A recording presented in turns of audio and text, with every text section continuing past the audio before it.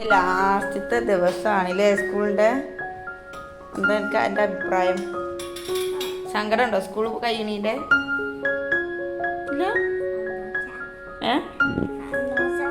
സന്തോഷം.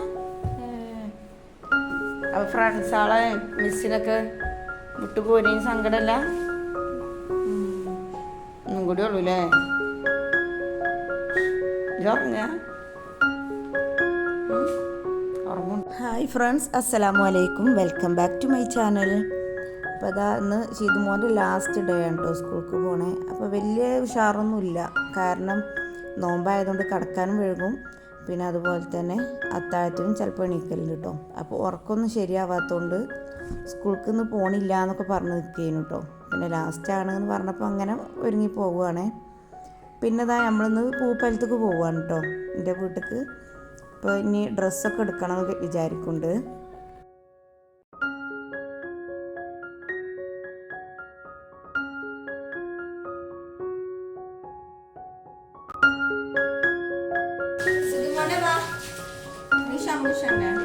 അങ്ങനെ നമ്മൾ വീട്ടിലേക്ക് എത്തിയിട്ടുണ്ട്. അപ്പോൾ ഇനി നോമ്പ് തുറന്നതിൻ്റെ ശേഷം ഡ്രസ്സ് എടുക്കാൻ പോകാമെന്ന് കേട്ടോ വിചാരിച്ചിട്ടുള്ളത്. പിന്നെ കിടക്കണ നേരത്താണ്ടോ ഭക്ഷണം കഴിക്കുക. അങ്ങനെ നമ്മൾ പെരിന്തൽമണ്ണ 2-3 കടയിലൊക്കെ കയറിയിട്ടുണ്ടായിരുന്നു കേട്ടോ. പിന്നെ ഇവിടുന്ന് ഒരു കടയിൽ നിന്നാണ് കേട്ടോ സുനൂന് എടുത്തിട്ടുള്ളത്. ജെൻസിൻ്റെ മാത്രമല്ലൊരു കടയിൽ നിന്ന് എടുത്തു. എനിക്ക് പിന്നെ ഫാമിലി പോയിട്ടാണ് കേട്ടോ ഡ്രസ്സ് കിട്ടിയത്. ഏത് ഡ്രസ്സിനും നല്ല അത്യാവശ്യം റേറ്റ് വരുന്നുണ്ട് കേട്ടോ. അപ്പോൾ നമുക്ക് ഫാമിലിയിൽ നിന്നാണ് ഒന്ന് പാകത്തിന് പിന്നെ കിട്ടിയിട്ടുള്ളത്. അങ്ങനെ ഡ്രസ്സൊക്കെ എടുത്ത് കഴിഞ്ഞിട്ട് നമ്മളിതാ വീണ്ടും വീട്ടിലോട്ട് തന്നെ പോവാണ് കേട്ടോ. അങ്ങനെ വീട്ടിൽ വന്ന് ഭക്ഷണമൊക്കെ കഴിച്ച് സിദ്ധിയാക്കു മങ്കടക്ക് തന്നെ പോയിട്ടുണ്ട് കേട്ടോ. ഞാനിവിടെ വീട്ടിൽ നിൽക്കുകയാണ് ചെയ്യണത്. പിന്നെ ഇത് പിറ്റേ ദിവസമാണ് കേട്ടോ. അപ്പോൾ ഇവിടെ വന്നതാ ഷിതുമോൾക്ക് ഇതാ പണി, കോഴികളെ പിന്നാലെ നടക്കുക. അവിടെ കൊണ്ടുവച്ചു വാ. അപ്പോൾ ഇമ്മതാ പത്തിരിയും അതിലോട്ടുള്ള കറിയൊക്കെ റെഡിയാക്കുകയാണ് കേട്ടോ.